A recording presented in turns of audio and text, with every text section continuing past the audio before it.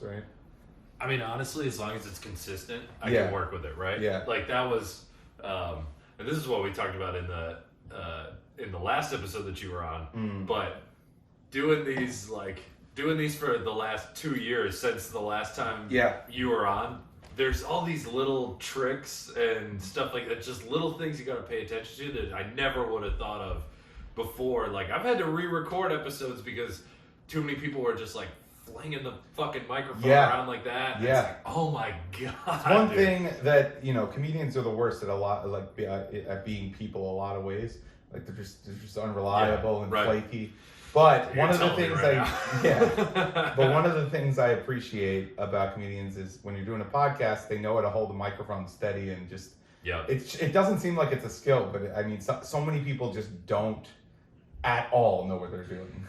It's like it's not natural instinct to move your hand with your head. Yes. But when you have to do it on stage and you notice, you know how to do it because you can hear the feedback. With the mic or with a podcast, I guess if we had headphones, we'd be able to. Yes, I think that's why people do that. Yeah. It's tough. Yeah, I've been thinking about like upping the production value of this thing. It's like setting up over on the table, getting those bars that like go in. That hook into the table so the microphone's steady. Like a clamp. You can do that. Yeah, like the Rogan setup. I think they're pretty cheap. You can get those like clamps for like $30. Right.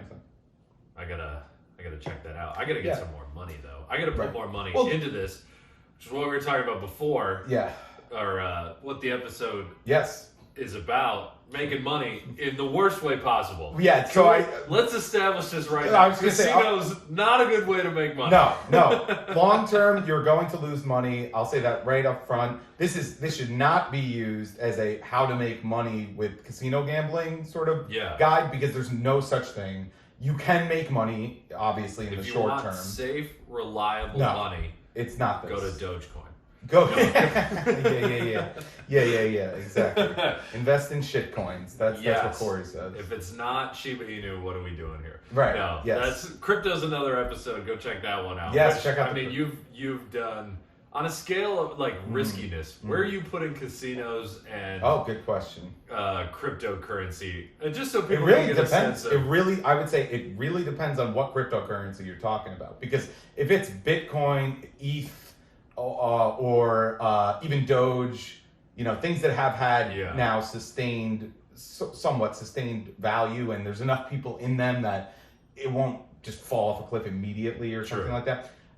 Those are safer than casino gambling, especially as like something like a store of value or like just if you're looking for long-term growth in terms of money. Absolutely, those are better, without question, without question. But I would say that there's definitely been some rug pulls on some, shady people who have launched like shit coins. Oh yeah. This past year, that clearly those are worse investments, and you'll lose your money. You could lose your entire life savings in a day.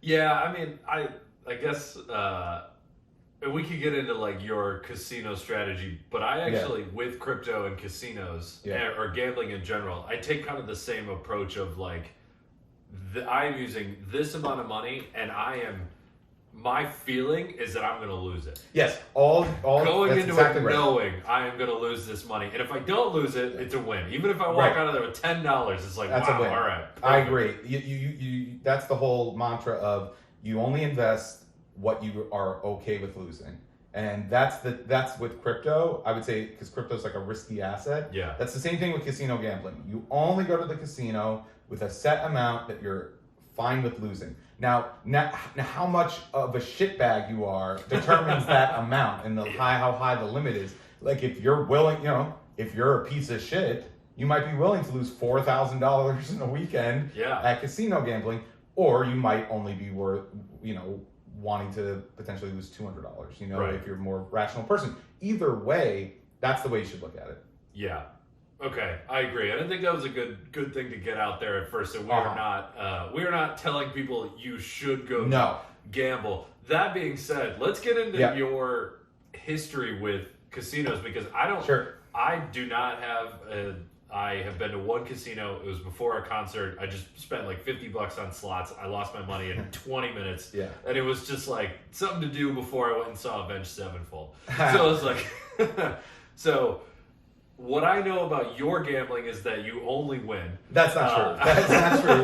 But okay. But every time you and Alan Fuchs, who's been on this podcast, and Keanu would go to the casino, and they come back and be like, I don't know how Alex does it. He only wins money. And I'm like, okay, that's probably mostly true, but I know you've got some stories. Oh yeah, no. So right off the top, I don't only win. I bet, as anyone that's being honest will tell you, like, you at least lose about half the time, and you at least at most win about half the time. But most casino gamblers lose all casino gamblers lose over the long term. Most are way negative all the time, and they only tell you about their wins because it's not fun to talk about your losses, really.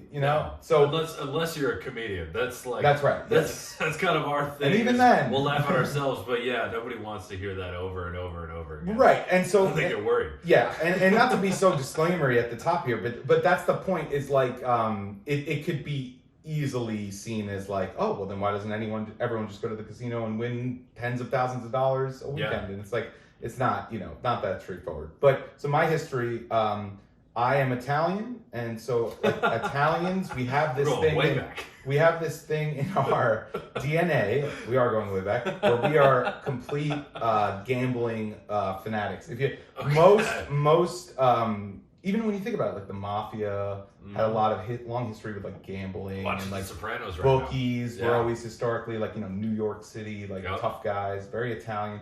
It is something in our blood. We have that gene. You know how like there's alcoholic gene? Yeah. There's definitely like a casino addict, like a gambling addict gene. No, that's actually genetic. You could pass that one down. That's right. So I feel like I have that because I love casinos. Okay. I feel like every time I go to a casino, especially like a really nice one, I feel like this feeling of like, oh, it's endless possibilities, and just almost like, the same feeling as when you were 7 years old and you went to Dave & Buster's and you were like blown away. Like it was your first time going. All the lights, all the possibilities. I got you. And really, I've thought about this a lot, but they are Dave & Buster's kind of conditions you from childhood to like slot machines, noises, and casinos. Oh no, it is a casino. They're funneling even the children into. Are they owned by the same people? They probably are. I don't think so. I actually think Dave & Buster's is a publicly traded company. Like they have a ticker. I don't know though. Maybe conspiracy's more fun though. It is more fun. You heard it here first. Dave & Buster's is funneling children into casinos. What it really is human psychology. They have masterminds behind slot machines and lights.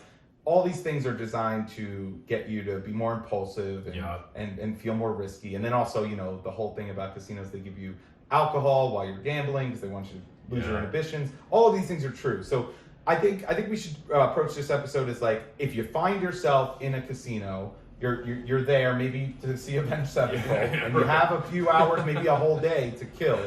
This is like a survival guide for you from Alex, from someone who has had maybe 6 years of experience just making a ton of casino trips.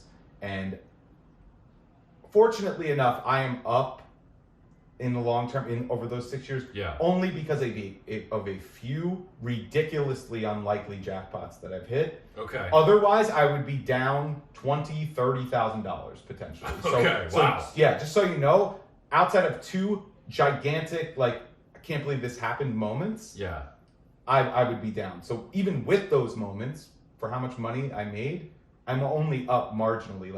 I'm up a pretty good amount. I'm up like about a car, like maybe $18,000. Pretty fucking solid for casino gambling. As far as I understand it, most people don't never get to even half that point. No, of course not. Yeah, because they're not degenerates like me. But I have, my point in saying all that is I have experience with the highest highs and the lowest lows of casino gambling, and I would like to walk people through sort of what this useless expertise that I have. Yeah. Well, let's talk about.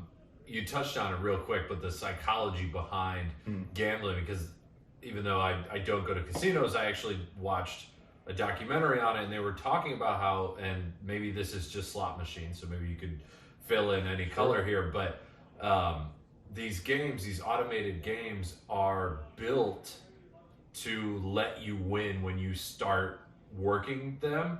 So you get like this roller coaster of wins and losses, but it slowly goes down over time. Right. The wins become less, the losses become more, but you were so hooked in the beginning from a win that you're like, no, this machine works for me. I know this works for me. So this is definitely slot machine specific. Okay. And it's from my understanding of that, I didn't see the documentary, but my understanding of it is it's the mini bonus game features like within slot machines. So like if you trigger a bonus, you'll get something like, there's so many different types, but like, for example, 10 free games, right? Yeah. And so you'll get free spins, and you'll 99% of the time make a good profit out of a bonus spin relative to the amount that you spun. So let's say you bet $1 to pull the lever. Yeah.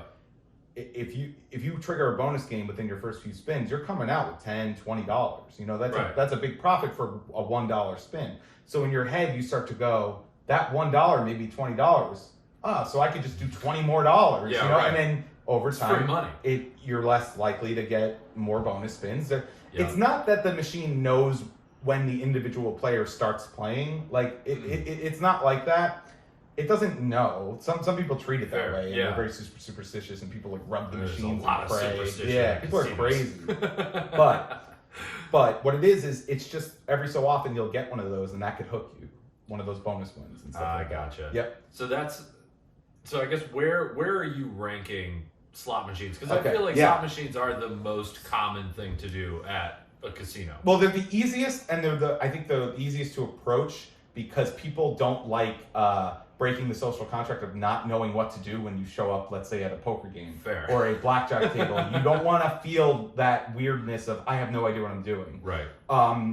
It's probably the dumbest place to go if you have no experience in casino gambling. The slot machine. It's the easiest to lose money. Okay. It's the easiest to lose money quickly. However, that being said, it is also your best bet if you're looking to make a fuck ton of money. If you're looking to make a ton of money at a casino, slots are where it's at. And in fact, high limit slots are where it's at. What is a high limit slot? So most casinos, if not all, are divvied up into different areas where they'll have a group of slot machines that are, let's say, penny slots. Sure. And then they'll have a group of slot machines that are maybe like $1 slots. And when you say penny slots, no individual spin is actually a penny.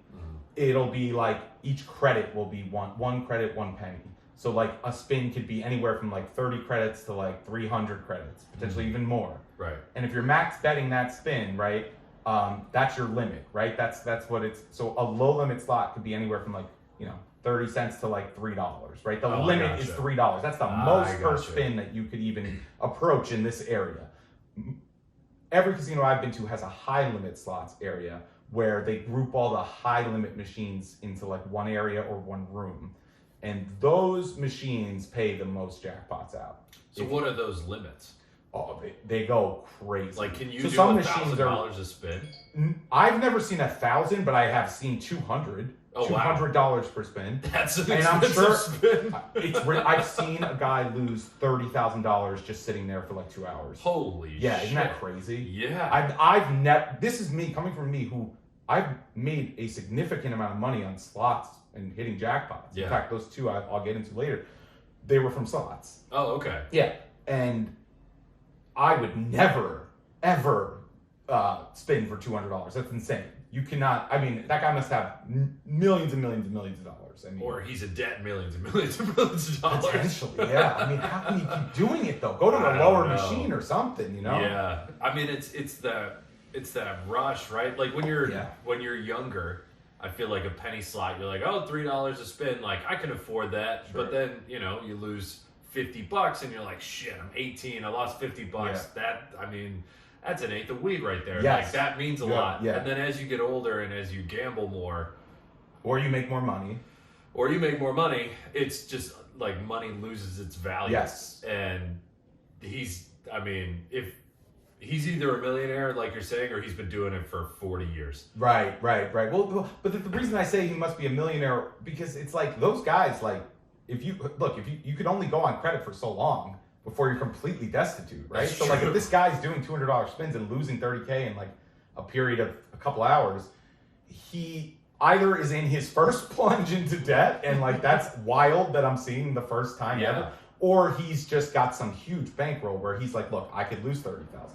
Yeah. Because potentially I might hit $1 million jackpot. Maybe he did previously. You know, who knows? Well, then he gets in trouble, right? When he loses 30 grand, he goes, fuck, I lost 30 grand. I'll make it back. And he comes back and he loses another 30 grand. The psychology of gambling. Yeah, absolutely. And it's, yeah. So anyway, so your bet, I would say the worst place to go if you're just looking to spend a couple hours in a casino, not even worse, just I wouldn't advise it, and I think it's the riskiest, is slots. I would say, don't do that, even though it's something that you only interface with the machine. You don't have to worry about looking stupid in front of people. Right. Try and get that out of your head. The best place, by a good margin, for a beginner who just wants to potentially not lose all his money and have as much fun as possible doing gambling, especially if you're with other people, go find a blackjack table, find a low minimum bet blackjack table. So most will range from $10, which is like one of the lowest minimums I've ever seen, all the way up to you could have a $500 minimum blackjack table. But that would be, again, like a high limit blackjack section. Sure. You don't want to go there. So if you're a beginner and you've never done this, find a $10 to $25 minimum blackjack table. And the reason I say that is, if everyone plays by the book, which we could get into that, but it's basically just like a very simple math formula for when you should hit and when you should stay. Yeah. Because everyone knows blackjack closest to 21. Yeah. If you don't know blackjack, just turn the podcast on. Yeah. You know blackjack, right? Well, you're right. It's simply like you get one card. Yeah. Everyone's either hit. Yep. And everyone at the table is playing the dealer. The dealer is the house. Yeah. And everyone wins or loses, or individually wins and loses. But you're playing against the dealer. You're not playing against anyone else. Right. So, if everyone plays by the book and doesn't do some wild hitting and staying, you have 49%. You have a 49% chance of profiting. Yeah. That's pretty good. Yeah, half the time, it's amazing. Essentially half the time, you will walk out with more money than you started. Not just don't lose. Your odds of not losing all your money are higher than 49%. Yeah. So there's that. That is the best because you get free drinks, you get to have fun with your friends. People hit blackjack, it's fun. I think that's the most bang for your buck. If you're just a casual, you find yourself at a casino, you want to make some money, but you also want to just have fun and get your few hours worth. That is the best. By far. When you say free drinks, are they are people coming around and just and there's no tab or whatever because they know they're gonna make the money back on gambling? Well, it is America, so conventionally we do tip. We do tip That's waitresses. True. Yeah. So I've seen people not tip, but it's rare, and I would not. That's a little. I give at especially least if you're winning money. Yeah. I tip at least $2 to $3 per. But that's much less than a drink would cost in a bar. Sure. Yeah. So and you could tip with the chips you get, so it's fun. It's it doesn't even feel like real money. I gotcha. Yeah. So what you're saying is, if you're going to a casino for the first time, let's say, because we're at the age where if our friends are getting married, Vegas is on the table. Bachelor party. Let's say you're going to Vegas for a bachelor party. Look on YouTube how to play blackjack. Just do whatever the video says, and you're going to enjoy the next 5 to 6 hours. Correct, and you don't even have to do the YouTube thing. Although I would recommend it because you just should have a deeper understanding of the game before you wager money on it. You don't need to count cards or be able to do that. I forgot to do this though. I forgot to say this. Another key component of why blackjack is the best game to play. You are totally allowed to ask the dealer what you should do every single time. You're allowed to talk to people at the table. And you're allowed to even ask the dealer what the move is, and the dealer's not going to lie to you. The dealer's not trying to win. Care. No, he gets paid regardless. Right. And it's custom. They will tell you exactly what the book says, and even if it's a 50-50 call, some things are you get 2 8s, you're supposed to split 8s, but it's expensive to do that. Whatever. We're not going to get into the minutia, but he will be well, the book says to hit, but you're totally cool staying because it's really a 50-50. He'll even tell you that deep level of knowledge. You are totally in your right to talk. If you don't know what you're doing, you better talk. Ask the people. Don't just randomly do stuff. And that's what you mean by suppress the feeling you don't know anything. Yes. Because odds are people are helpful, they want to help, and you're going to have more fun learning how to do it. Yes, and they're incentivized to help you because if you start fucking up the table, they're going to either leave or yell at you. Wait, elaborate on that. So if everyone plays by the book, everyone has 49% odds to profit. If one person starts fucking up and just hitting at random points and let's say they got 18 and they're hitting, you never hit 18. Never. But if someone does, you're allowed to, that throws off all the odds. And you still, over the long term, have 49% odds, regardless of what people... Right. But people have this thing where it's like, if I personally wouldn't sit at a blackjack table where there's a bunch of goons not betting the right way. I would just get up and leave. I wouldn't like yell at them. But right. But that's the thing is like, people will appreciate if you ask questions, and everyone's incentivized to help you out because everyone wins when the dealer busts. Right. There's only one deck, so if you do something crazy... Then throws off everybody. Might throw something off. You should just stick by the book because we're trying to beat the dealer.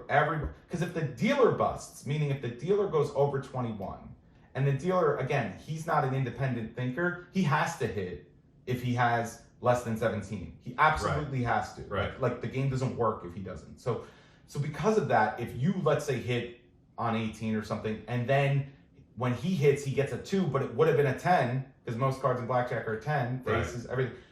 You just fucked up the whole table. If you just would have did what you're supposed to, everyone would have won. Not you understand what I'm saying? Yeah, even if you have a shitty hand, like 14, you still win. Everyone would have. Right. And like you said, like long term, that's going to even out. But some people don't want to think long term, especially when they're gambling. They want to win that hand. But that's what I would say. Blackjack, bet the minimum, bet $10, $25 a time. If you start winning, you could increase your bet. But that you'll have a guaranteed fun hour or two if you bring $200-$300 to like a $15 table. I gotcha. All right.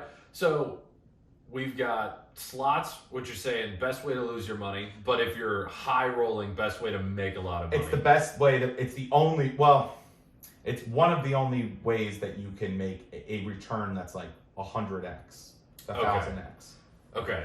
That makes sense. Every other bet, you got to put up a high principle. You have to. If you want to make thousands of dollars playing blackjack, you have to bet hundreds of dollars. Right. You understand? Yeah. So then you've got blackjack, which is where you're saying the people should start. So the next game that comes to people's minds when they think casino is poker, namely Texas Hold'em. Sure. Where does that land kind of on the like fun to expensive ratio? Where are we at in terms of skill level? And I realize Texas Hold'em is a lot easier than like 5-card draw or something like that. It's more widely known. Yeah, the rules. I guess maybe I was. That's from my own personal experience. I am better at Texas Hold'em than I am at 5-card. Well, you probably spent more time with it. It's true. Yeah. So where like. It's a good question. Give me the rundown on poker. Is this something, because people want, especially in their Vegas, they're like, I want to go play poker. Right. So here's the thing with poker. Poker is almost like a separate entity. It's where casinos have poker rooms, but the poker room is the only place in the casino where the casino doesn't really. Where you're not losing money directly to the casino, you're losing against other players. You understand? So in poker, the casino just takes a percentage of the pot per hour. Right. And that's it. They take a rake is what it's called. They don't like take more money from Bill because he lost his money, and John, he made money so everyone loses an equal amount of money. It's just hours. And then the amount is very negligible. It's like less than I don't know the exact percentage, but it's like a single digit percent. It's not something you notice. It's just like you pay them to use the table. The pot gets slightly less valuable every hand. Gotcha. Basically, if there's 5 players and we all bet $10, that pot's like $49.20, not $50. You understand? Gotcha. Yeah. Yep. So that's it. But poker at casinos.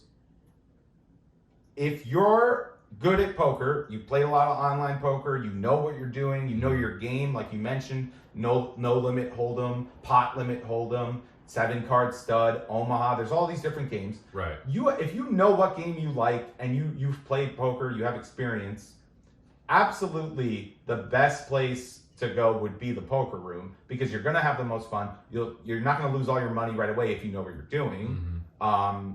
And it's fun. However, I find that when I bring people to casinos, most of the time they don't want to go to the poker room because they don't want to go and sit. You have to go and sit for hours to make money playing poker. It does seem a little intense. Yeah, you're not gonna go to the poker room, sit down for 5 hands, and then leave. Like that's a very strange way to play poker. I mean, you can, but you're probably not going to win money that way, you know. And people are just going to sniff out that you're like an amateur and just kind of like, they're sharks, is what we call them. There are sharks in poker rooms in casinos. Like there are pros that play, and they really know what they're doing, and they'll take advantage of you if you. So that's the only thing I would caution is you're a very easy mark for sharks in a poker room. Do you have an example of something that if let's say I go and I've played Texas Hold'em with my buddies, but I am not good at it. What is do you know something that a shark could do to if he smelled me as an amateur, he's gonna how does he push me out? Because you think, it's cards, it's luck. He can't control what two cards I get. No. But there's definitely something. There's shit he can do. Right. Well, if he's a shark, he's going to be a very skilled poker player. So much like a skilled chess player, he could bait you into making certain decisions. And so if he picks up that you're an amateur, he already knows how most amateurs bet and why they bet that way and what typically their hands are when they bet like that. Yeah. So he'll be able to sniff out if you really have something, if you don't, and he'll be pretty good at it. And she'll be pretty good at it. There's really talented poker players. Poker is a skill, like chess. Yeah. The only difference between the two is that one is more associated, one you're betting in between and money is just more associated with it. But chess is very similar to poker in terms of how skill works. Gotcha. So that's a game where you need a prerequisite amount of skill to have fun and play. And most, bachelor party trips, you don't want to necessarily just go off from the group and play poker for 3 unless hours. Your entire group unless your name's Elon Altman and you're a poker degenerate. Shout out Elon. I love that dude. I've been meaning to get him on this podcast. On. Yeah. He could do poker. He's an amazing poker player. He dude, when we go, I don't see him. We go to the casino all the time, me and Elon. Yeah. And I drop him off in the poker room. He has his lunch, and he's there for 8 hours. I'm not kidding. Knowing Elon, none of this is shocking. Yeah. He is cold. He's not cold, but he's calculating. No, he's a very nice dude. No. He's an amazing person. Yeah. He is calculating. Even his stand-up set is very calculated. He's a very smart guy. He's very smart. Yeah. So none of that. And it's funny. He plays this weird game where it's 5-10 pot limit hold'em, which is.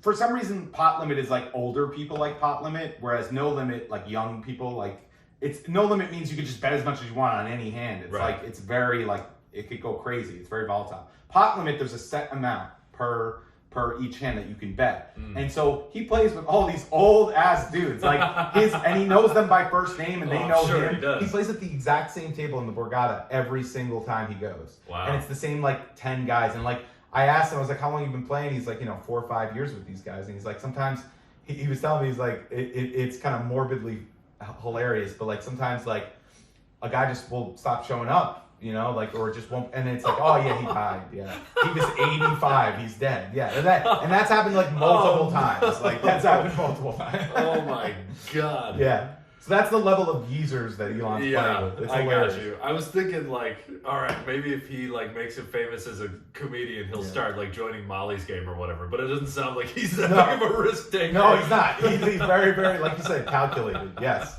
He likes knowing exactly what to expect. That is awesome. Hey, but he's if good. Competition dies. He's good. I'm sure he is. That would actually be a fun one. I'll have to hit him up about that. Yeah. So the other part of poker that I've always had the biggest problem with is that my friends are fucking cheap. And so I have a poker set. It's actually under this table. Okay. But every time I play, they never want to either play with money. They just want to play with chips. Or they want to play with so little money that bets are erratic. And so my question to you is, how do you practice online poker but still then you have to worry about losing money, right? Or is there free online poker? You could do free online poker, although the psychology still plays into that. If you're playing with play chips, you're gonna get erratic betting because no one gives a shit. Right, and that's like I think about it the same way that I think about stand-up is like you could do your set in front of yourself in the mirror, but until you're like it's a good actually on stage and doing it in front of people, you just don't get the same practice. And so like it's a good analogy for playing with play chips. So pretty much you have to practice, like to practice you have to be ready to eat shit for a while. Yeah, I would say that the first time you go to a poker room, you probably will. Well, you might win, but you'll learn a bunch of shit that you didn't know. Like even minutia stuff, like you can't put the chips out before it's your turn. You can't. You have to put the chips in a certain spot. You can't just start grabbing chips. That's one thing that happens a lot. It's like a guy will win a big pot, and you can tell he's like a first timer. He starts grabbing the chips. Yeah. It's like no, the dealer has to get it. Like people will freak out. Like the dealer has to get it. He's got to rake them all in, he stack them for you. All those are very particular, about especially poker rooms. Like especially so. That is a whole. It's almost like the poker room's like a separate part of the casino. It's like I don't even like really even side quest. It's a skill thing. It's like a skill quest. It's not the ups and downs of gambling. Okay. Yeah. I gotcha. So what is so we got slots, we got blackjack, we got poker, which is a side thing. Yeah. What would you say is the next best thing? Let's say I want a bigger rush than blackjack, but I'm not ready to lose 10 grand. So the table games typically that you'll see at a casino, the big three I would say, the big three are blackjack, roulette, and then craps. So craps, don't ask me. I don't know shit about craps. It's so confusing. There's like 40 complicated as fuck. There's like a come bet, a hit, I don't know, like a put bet, call bet. I never understand. There's 40 different things you could do, and then something about rolling 7. I go to somebody else for craps. Craps seems like a lot of fun, and people are always like hooting and hollering around the craps table, but like I don't know. It doesn't seem like fun to me. I have no idea, but it is a popular table game, and I believe the odds are pretty good for craps. I think craps, blackjack, and roulette all have similar 40 to 49% odds. Like they're all those are your best bets. That's why they're like very popular table games. So unless you do something like really stupid, you're not going to lose a ton of money. But I hear you on craps. Right. So let's don't come here for craps. Go to a back alley in Harlem. Yes. Learn how to play craps, and then you'll learn a few other things too. learn what crack tastes like. Yeah. You'll think you're playing craps, and then all of a sudden you'll have cum in your ass. No, I mean what? I didn't say that. What does that mean?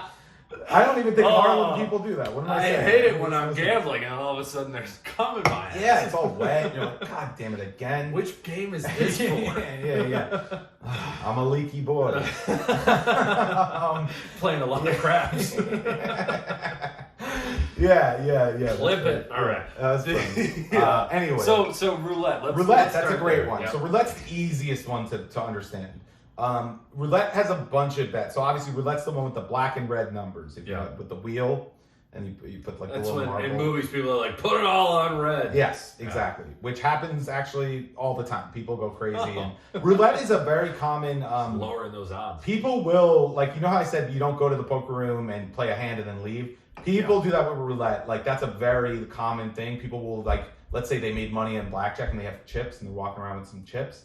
They'll just throw one of the big chips on red, as they're passing the table. And then it'll hit, and then they get it, or they'll lose it, whatever. But it's an in and out kind of thing for some people. So roulette there's basically two different games going on with roulette. You have the outside bets, which are things like red, black, or you could do 1 to 18, 19 to 36, which is the same odds. Sure. It's all 49% again. So how is that not 50? Because the 0 and the double 0.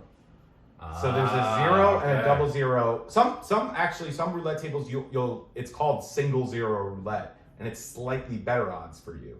So if you find single 0 roulette and it's not that high of a minimum bet, that's the table I would go to for sure because you have that much more. Odds are you're going to walk out with just a little bit less money than you walked in with. If you have the 0 and the double 0. Right. Because that gives the casinos that slight edge where over the long term they're going to make money. Right. So anyway, you have 1 to 18, 19 and 36. You have red, black, but then you also have first, third, which pays 2 to 1, middle, third.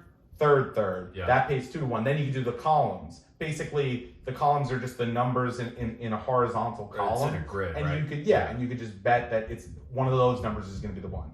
So those are the outside bets. Those are the ones I do when I play roulette because I don't have this like extensive history betting roulette and have these like favorite numbers and have different number strategies.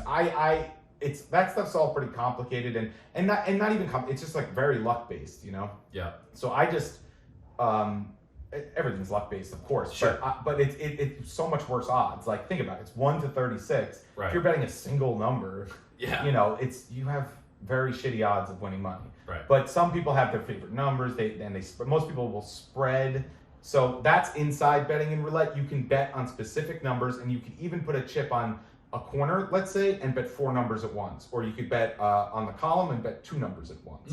So that's what people are doing when they bet the inside. They'll bet certain numbers, and they'll have their numbers. Some people stay consistent. They bet the same, 5 to 10 numbers, whatever it is. And they have their strategy in that way. It doesn't work out long term. No. The best odds at roulette are betting the outside. Gotcha. Meaning, like I said, red or black, 1 to 18, or the thirds. That makes a lot of sense because every time that I have seen roulette, I think the part that I never understood was it looked like the chips were just randomly on the grid. I was like, I don't understand. Like, do they just throw them on there? Like, what does this mean? But if they're positioned so it's like on the corner, straddling on the column, that makes sense to me. That's what it is. Where I can go, okay, those two. Yes. I gotcha. So what is the payout if I bet 1? So the numbers go 000 1 through 36. Yes. It's essentially a 1 in 38 chance that my 1 is going to hit. What is the payout for that? So a little bit less than 38 to 1. $100. A little bit less than 38 to 1. So if you hit your number and your bet is only on the 1 number. Yeah. If you're straddling, you get half that. You understand? Yeah. So and if you have it on the corner and you're betting all 4, you get a fourth of what the 38 to 1 would pay out. So it's essentially a little bit less than again, the casino always wins. So if the odds should be 38 to 1 or whatever it is, it's 37. It's like 37 point something. I gotcha. So you'll win, like let's say you put $1 on 7 and it comes up as 7. For that dollar, you'll win like close to $40. Like you'll win like 37, something like that. Okay. And if you bet, obviously the minimum, you're never gonna find a $1 minimum table. No. So if you bet $25 on a number and it hits, solid. That's huge. But most people will get, if they're playing the inside, this is the last thing on roulette, I think, they'll get like what they call roulette chips. And they're not the same chips that you play blackjack with and all these other, and the outside of roulette with and craps, all that other stuff. They're differently marked chips that are like $1, 50-cent denominations, so that you could spread out your bet across multiple numbers and it adds up to like maybe $15. You know what I mean? Gotcha. And so if you do have $1 on one of those numbers from one of those dollar roulette chips, then you, like I said, you get like $38. Right. But odds are you're gonna have another bet in play if you hit. So you would have that, but then you'd also have like maybe $10 on black. And if it's black and it hits, then you get compounds. Yeah. So you get the 1-to-1 payout plus the. I gotcha. Yeah. All right. So roulette and blackjack, you're putting in roughly the same category of it is. Go nuts. You're not going to lose all your money in 10 seconds. That's right. Play the outside. Don't do the thing. This is a very common casino thing. If you let's say you're playing roulette and you bet on red, and then it comes up black. Some people say like, oh, double your bet on red until you hit, and then you'll make all your money back. That's stupid. That's how you lose all your money. That is how you lose all your money very quickly. Too, because of the way things exponentially grow and stuff. So, I mean, I get the convention. I get the conventional like idea of that, and it could work. But just, I would say, if you're starting out, just bet red or black, maybe the thirds, and just have fun with it. Maybe bet red and then even. You do even or odd too. Bet red even. Like you're gonna honestly, the best thing you should do is like just stick with a bet. Like. Right. I'm going to be red even all night. That's just going to be me. I'm always going to be red even. And whenever a red even hits, you're going to make a good amount of money. Yeah. And odds are it'll hit, 10 times an hour. I don't know. It's going to hit a good amount. Yeah.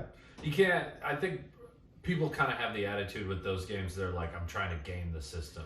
You can, they trust us. Just like you're paying to sit there. Like think of it like a movie. Yeah. Like you're getting entertainment for the money that you paid to get into the building. Correct. And if you're looking to win money, you've got the wrong attitude. You're probably going to get rigged. There's a reason casinos build billion-dollar like whatever you want to call it, structures.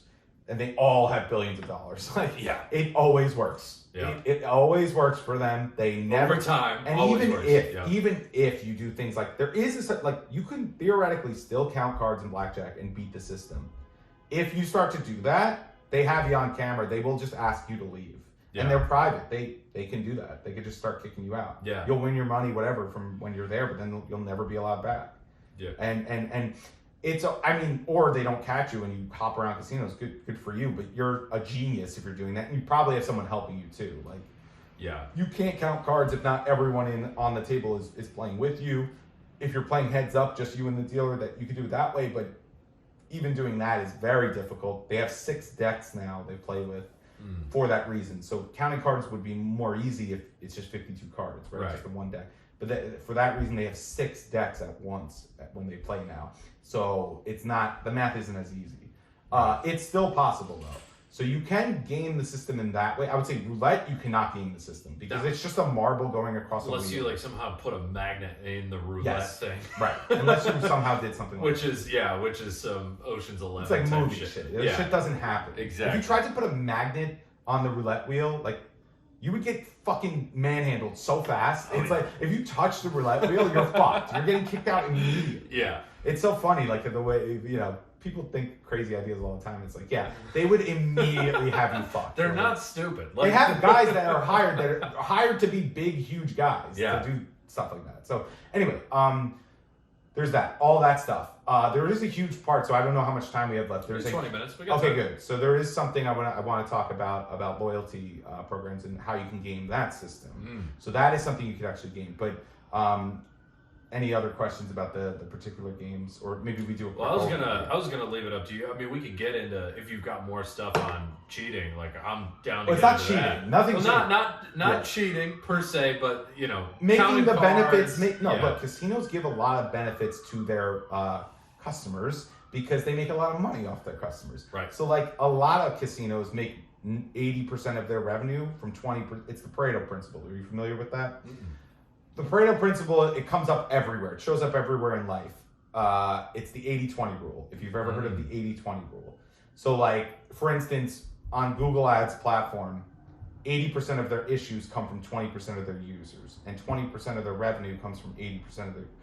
It always works. It's very, in large data sets, it's very common to see 80% of the problems coming from 20% of the users, or vice versa.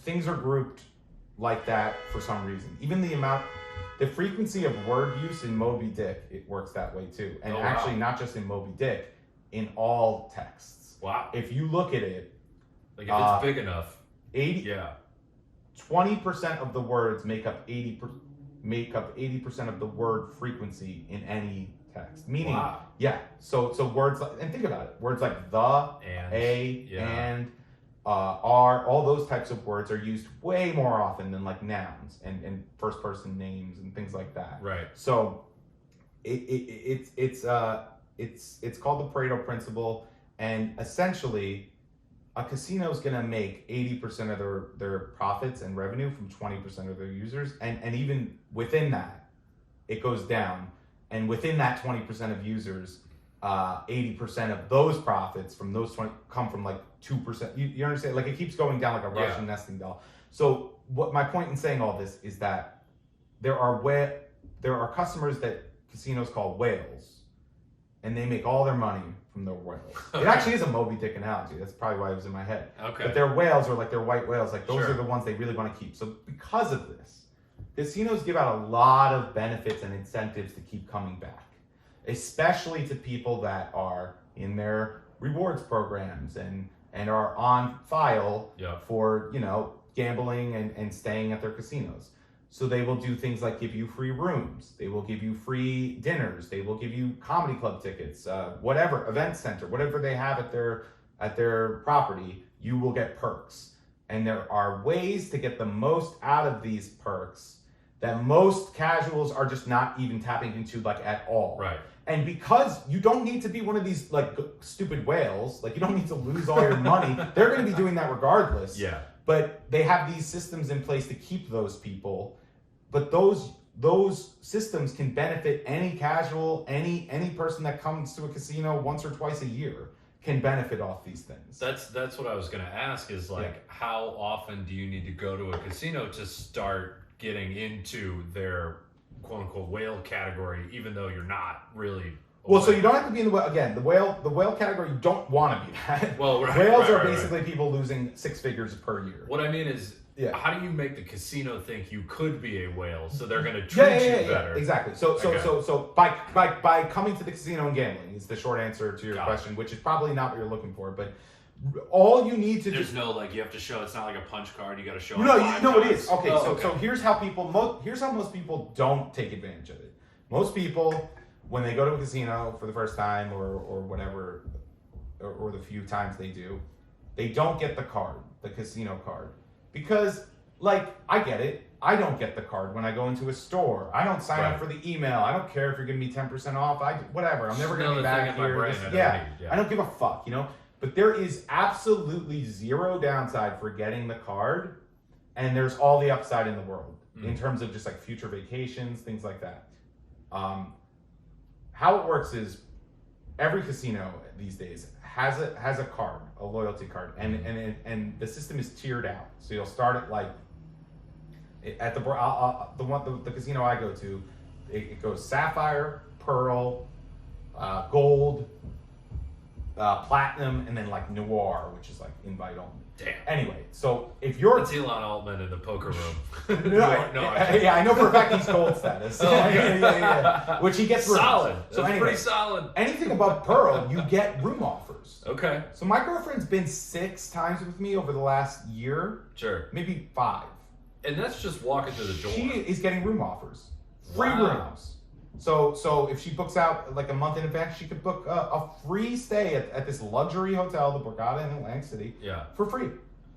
So here's the thing.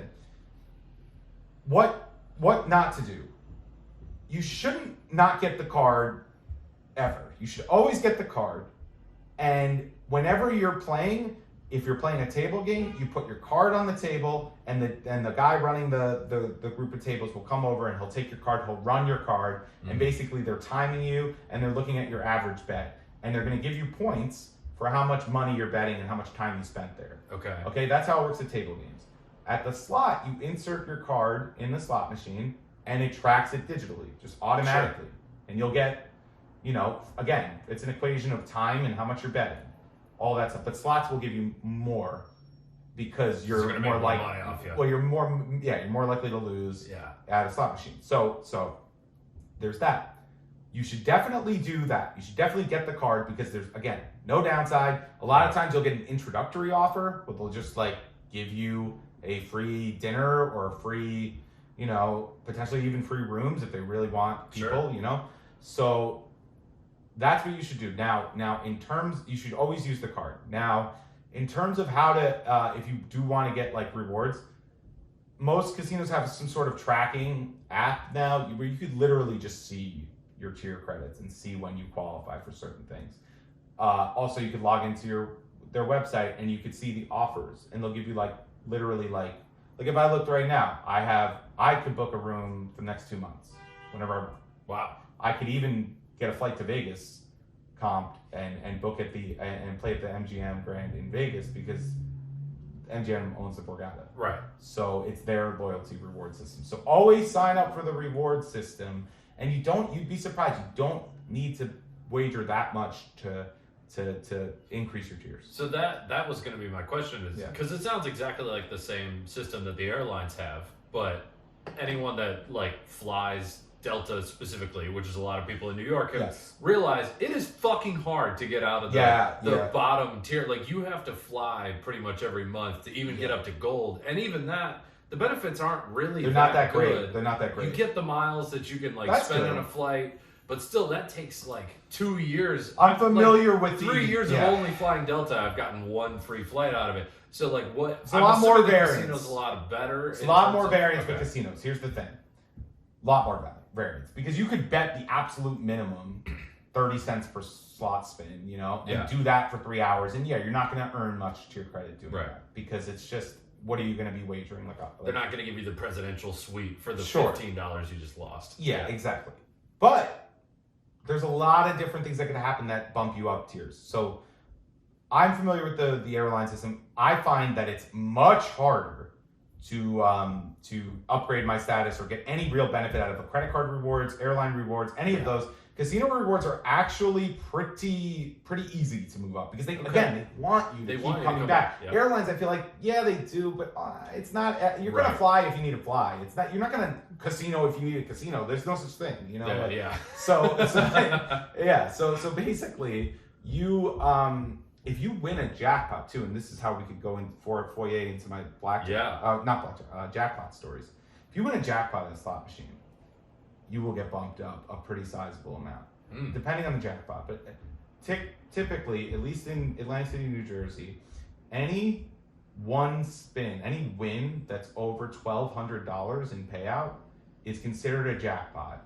And that means they're going to give you a W-2G form, which is a literal tax income form. And they're going to come out and they're going to either pay you in cash and you're going to sign your form. Now, first thing I recommend, get the taxes taken out on that W-2G form. They won't even tell you. You have to ask them when they come over, because the machine, basically, if you hit 1,200 or more, the machine's just going to seize up and it's going to play music and it's going to be like, boom, bam, bam, like it's going to be like, you won, whatever.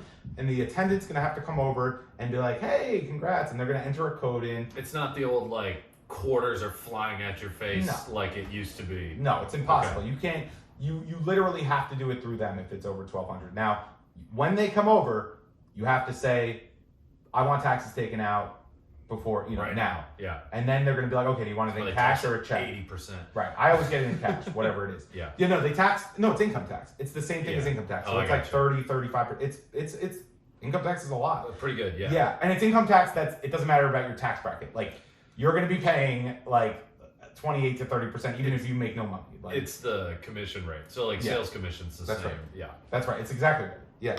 So I recommend that. But anyway, the reason I said that is if you hit one of those, you're now in their system as a tax. They paid you from their bank, because all casinos are banks too. Right.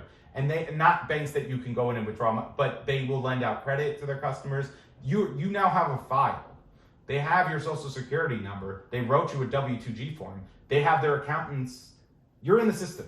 Yeah. Meaning, they have now identified you. They want to keep you as a customer. Yeah. They will start to offer you all sorts of shit. And they know because you won, you're going to come back and you are much more likely to come back. That's right. Now you have this guy's walking around with $2,000 in cash on hand. Right. Let's get him before he fucking leaves. Yeah, or if he leaves, let's get him to come back. Yeah, right. Exactly. So, if that's what happened to me. Okay. I hit a Jesus. It's a while ago now, so I'm trying to remember how much it was. I believe it was a $3,200 jackpot. Okay. It was on a $10 spin machine. Nothing too crazy. I mean, I was. How old were you at the time? I was 22, 23. So that's a lot of money for a 22, 23-year-old. Oh yeah, it was crazy. Yeah, and I had the card already. I had the lowest status, or maybe one tier up, but like low status. Right. I hit that jackpot. By the next time I was at the casino, I was approached by a casino host and was told that they were upgrading my status, and so I got gold status from that time. Now with COVID and everything, there's less casino hosts like walking up to people and stuff. But still, they will upgrade you digitally, like in the machine. Again, they want you to come back. They know now that they paid you out, so you have such a positive experience at the casino. Yeah. Why wouldn't you come back? Yeah. You know, so they want to offer you all those incentives.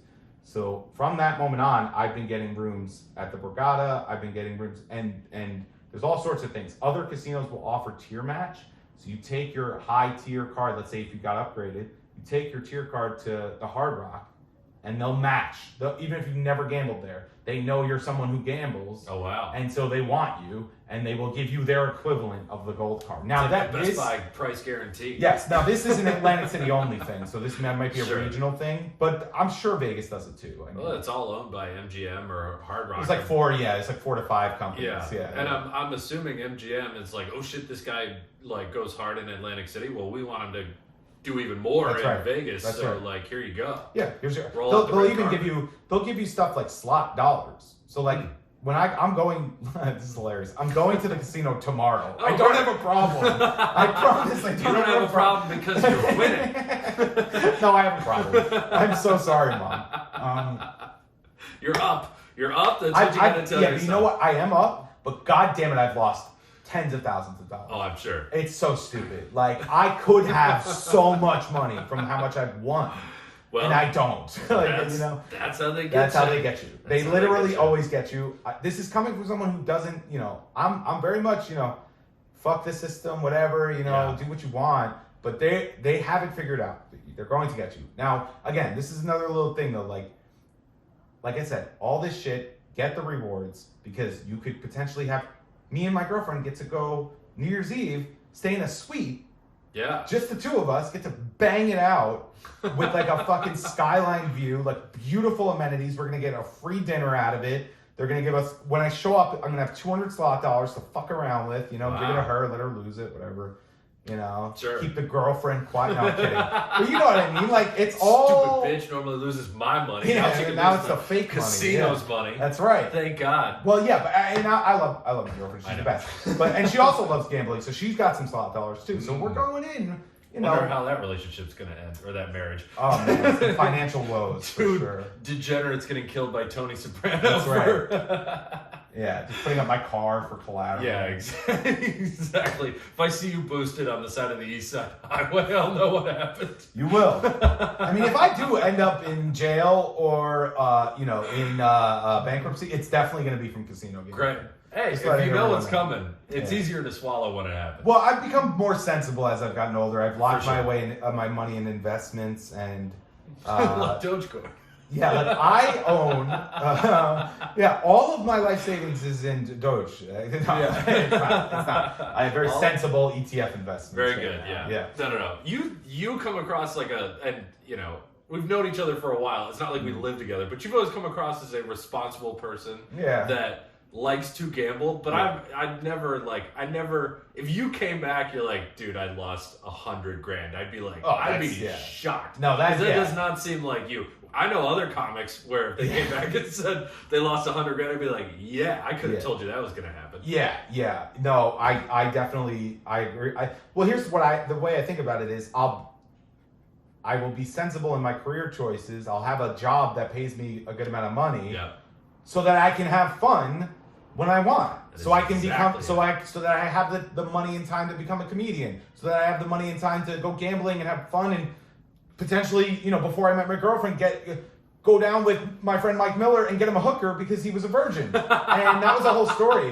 And I'll have him on to be an expert. you on gotta being a have him. virgin. He's got to tell that story. It's unbelievable. Okay. He's so funny. So he's a very funny comedian. All right. But he also we were able to do that because I get free rooms, but also because I have a salary that's reliable. I have reliable income. It's not like an amazing amount, but it's enough. Yeah. And so that I could be reckless in other parts of my life. We have the exact same attitude towards day jobs. Yeah. But Not enough that could comedians. actually be another episode. Is like having a day job Pursuing a passion. doing this shit. Yeah. But anyway, so we got like 3 minutes left. Sure. Do you want to wrap up on because that was the smaller of the two jackpots, right? Yeah. So do you want to wrap Sure. up there? Okay. No. We'll talk about the big one. Yeah. Yeah. So, and I can't believe I haven't told this story yet because it's just like it is kind of probably the juiciest thing, and like That's why it's just unbelievable. Yeah, I guess so. I hope people found this interesting or at least useful because truly, I mean everything I'm saying, and I do think a lot of people can benefit in small ways, but also in big ways if they are gambling in a casino and they don't have that card. Like that's like number one. But anyway, the big story. So I was playing video poker, which is basically a slot machine but poker. Yeah. And Do you know what the rarest and highest payout hand in poker is? It's a royal flush. The isn't it? royal flush. Yeah. Which is all the same suit and ace through 10. Correct. Yeah. Of the cards at the exact same time. Yeah, so it'd be like 10, jack, Those king, separately ace. are really good hands. Like if you get all the same suit or any straight. sort of a straight, like that's amazing. Yes. But getting them together is wild. And what the odds are like 0.0001%. They're very low. They're very low odds. All I know is they pay 4,000 to 1 when you hit it. I was playing Deuces Wild, so that means the twos are anything. Okay. Right? But I hit a true royal flush on a Deuces Wild machine. Okay. So a royal flush with deuces pays like 125 to 1, which is very good. That's solid. Like, yeah. if you're betting $10 a spin, that's over $1,000. It's like whatever, Yeah. 11.25. Yeah. I was playing $10 and I hit the royal flush, the true royal. I got a payout of $40,000. Holy shit.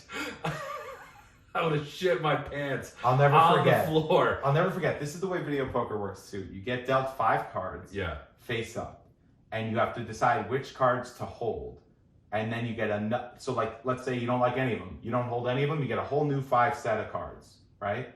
But if you have a good hand, let's say you have 3 of a kind, you'll hold those 3, and then you know you're going to get at least 3 of a kind, which is like 3 to 1 or whatever.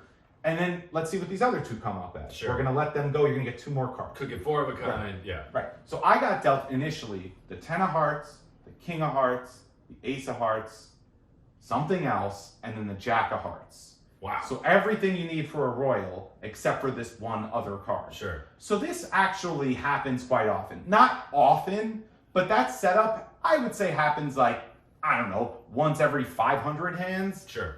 And you're going through a lot of hands, but like it's not the most uncommon thing to get those 4, hold all 4, and then nothing happens. Like you get the 7 of diamonds, you know? It's so likely that that's going to happen. Or even you get the queen of spades, but now it's just a straight, and that's like 5 to 1. That's good. Right. You know. So I hold the ace of hearts, the 10 of hearts, the king of hearts, and the jack of hearts.